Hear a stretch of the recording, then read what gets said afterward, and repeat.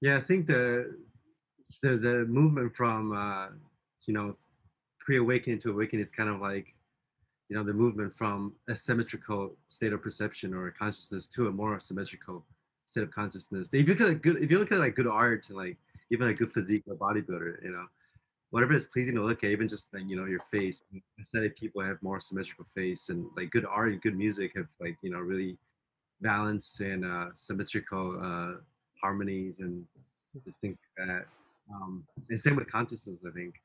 Just like the pre-awakening state where you're a person, your character stuck in the head, and your attention, the arrow of attention is just pointed that way. That's not a very symmetrical state. Everything's being filtered through like the center.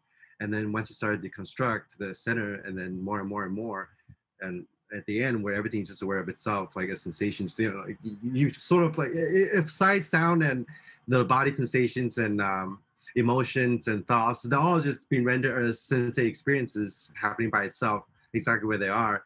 That's a state of, I would say, a very symmetrical state of balance compared to the pre-awakened state. And if you go even deeper, and like you said before, the state of cessation where it's like a perfect balance state that nothing exists, and in a sense, like everything just like blinks out.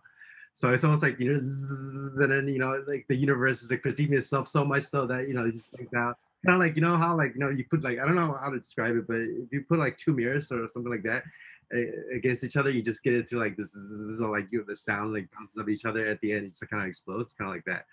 So, so I guess the perfect symmetrical state is like death or something, the unfabricated state, the unconditioned state where there is no experience at all, no perceptions either. Maybe we can experience a perfect symmetrical state, like once That, there is experience, then there is a little bit of suffering, right? mhm. And like the most quote unquote peaceful state, if from the Buddha's point of view, is death, is nirvana, lights out. So